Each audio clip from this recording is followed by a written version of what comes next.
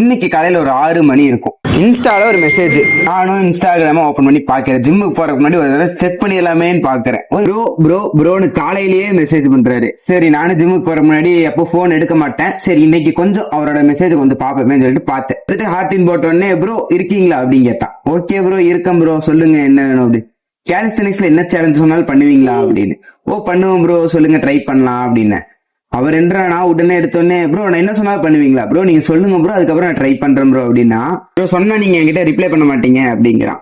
Bro உங்க வீட்டுல ஒரு மொட்டை மாடி காட்டுவீங்களா ப்ரோ, அங்க வந்து குதிங்க ப்ரோ அப்படிங்கிறான். ப்ரோ ஏன் ப்ரோ உங்களுக்கு தேவையில்லாத இல்ல ப்ரோ, இந்த ரெக்கார்டு இந்த உலகத்துல யாருமே இது வரைக்கும் பண்ணதில்ல, நீங்க பண்ணுங்க, நீங்க பெரிய ஆளா வருவீங்க அப்படிங்கிறான். திருப்பி அவர் மெசேஜ் போட்டான் பாருங்க, அதுதான் எனக்கு சமாதானம் தட்டுச்சு. என்னன்னு பாத்தீங்கன்னா, உங்க உயிருக்கு நான் கேரண்டி ப்ரோ, நீங்க சத்தா நான் பாத்துக்கிறேன் அப்படின்னு. நீங்க சாக மாட்டீங்கன்னு தெரியும், அப்படி சத்தா நான் கேரண்டிங்கிறேன். ப்ரோ இதெல்லாம் முடியாது ப்ரோ அப்படின்னு சொல்லிட்டு நானும் மெசேஜ் ஸ்டாப் பண்ணிட்டேன். உடனே ஒரு ரிப்ளை, ப்ரோ மிஷன் பாசிபிள், முடியும், உங்களால முடியும், நீங்க பண்றீங்க அப்படிங்கிறான். அப்படியே ஃபாலோ பண்ணிக்கோங்க, நீங்களும் அந்த மாதிரி சேலஞ்சு கொடுங்க. அதுக்கு இந்த மாதிரி சாகிற மாதிரி டாக்ஸ்க்கெல்லாம் கொடுத்துடாதீங்க.